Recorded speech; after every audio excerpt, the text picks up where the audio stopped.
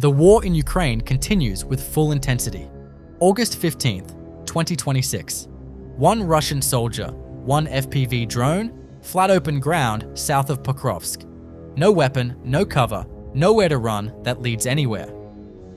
He throws whatever he can find at the drone. When his hands are empty, he picks up the radio, holds it like he might throw that too. Sometimes he talks into it.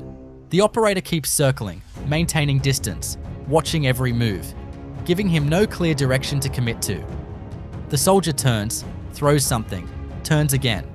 This goes on for minutes. The most uneven standoff on this front. A man with a radio against a drone that isn't in a hurry. When the drone finally commits and moves in fast, there's nothing left to throw and nowhere left to go. Signum Battalion, working through Russian logistics in occupied Donetsk. A quad bike intercepted, supply vehicles burned, ammunition and fuel transport stopped before they deliver. What stands out in this footage? Russia has been stretching anti-drone netting over some logistics routes, trying to protect them from above. Signum finds a way through anyway. The netting that was supposed to make the route safe doesn't change the outcome. Every vehicle underneath it is still a target. Every route Russia tries to protect keeps getting worked through. Hiding behind a tree, the drone arrives from behind before he checks that direction. No warning, no time to move. The angle he wasn't watching. An ambush drone waiting on the ground next to a burning Russian vehicle. The first strike already done. The operator holds position, knows that help will come. Minutes later, another vehicle arrives with soldiers sent to assist. The moment they get close enough, the drone lifts off. They came to help. They drove straight into the same trap. Another soldier, same problem. A drone closing in and a weapon he can't get a clean angle on. He keeps moving, keeps trying to find the right moment to fire. The drone doesn't give him one. It reaches him first. The same mistake, repeated. Trees, bushes, forest cover. Each soldier convinced that the vegetation is enough. For an experienced operator, it's just the first place to look. One after another, each hiding spot gets found before anyone inside thinks they've been spotted. Magyar's bird's reconnaissance, tracking a Russian soldier moving through tall grass in southern Donetsk. He knows he's been spotted. The movements give it away. An FPV dispatched, already closing in. His response? Stop moving completely. Stand still and wait for the drone to lose him. The logic is understandable. The execution is wrong. A drone that is already locked onto a position doesn't need movement to find what it's looking for. It reaches him exactly where he stopped. Russian soldiers under constant drone surveillance across the sector. Reconnaissance finds the position, coordinates relayed, FPV dispatched. The same sequence running over and over. One soldier found, then the next, then the one after that. No position holds up under this kind of persistent coverage. No movement goes unnoticed long enough to matter. This is what systematic drone pressure looks like when it runs continuously. A Russian position that survived the first strike.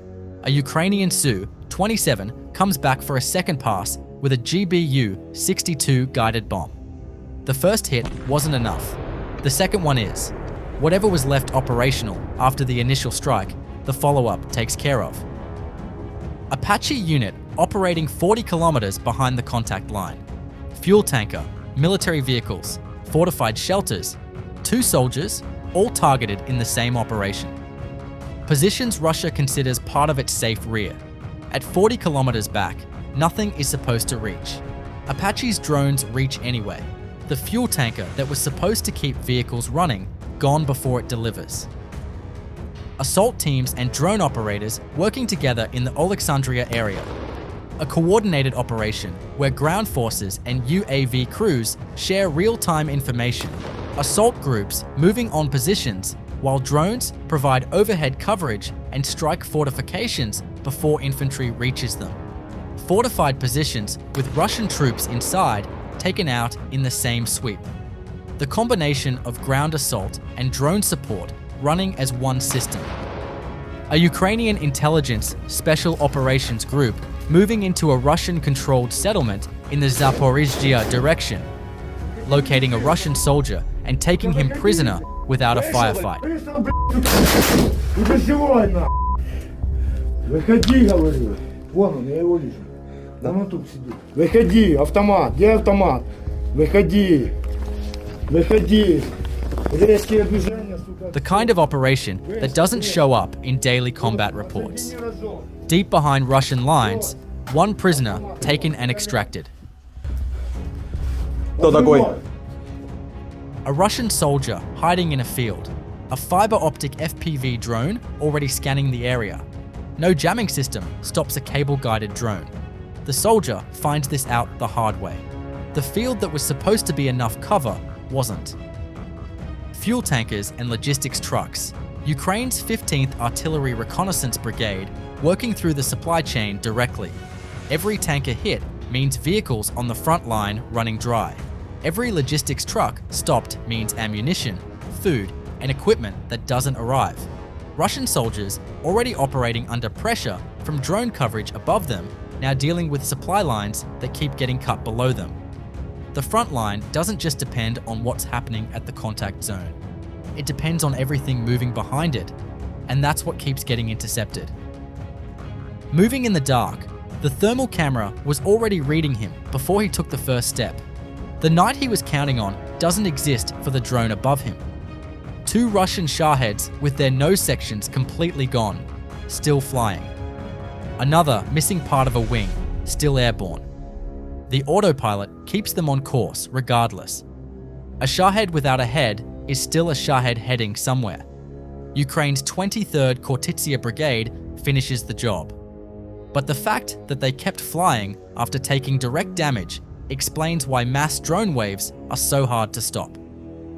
Russian soldiers taking cover in a shelter after coming under fire. The instinct to get inside, get behind walls. Ukraine's 426th Unit operators watch them go in. A few FPV drones hit first, keeping them pinned. Then a drone carrying a 7-kilogram explosive payload goes in after them. The shelter that was supposed to protect them collapses around them. Getting inside was the worst decision they made. Russian soldiers in a vehicle, an FPV drone closing in from behind. Two of them open fire trying to bring it down.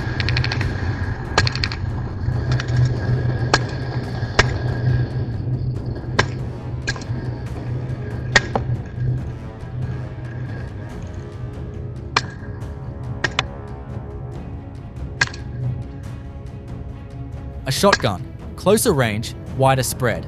Shot after shot at a drone, moving faster than the aim can follow. None of them connect.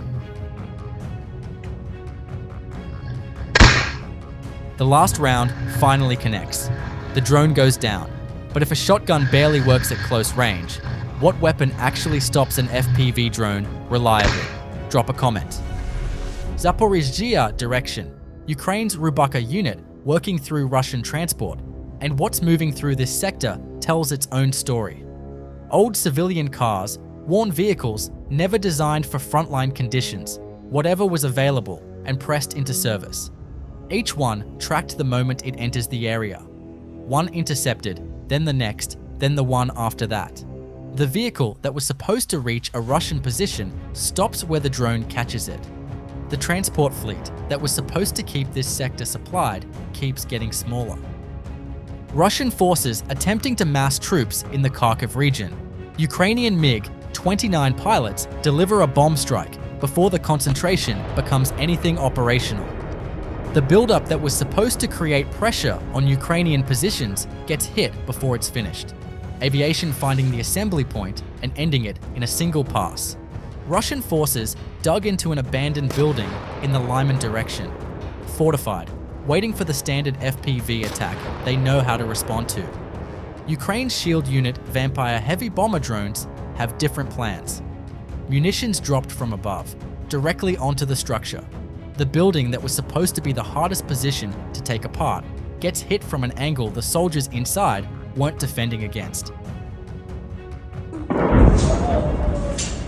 Samara, Russia, roughly 900 kilometers from Ukraine's border.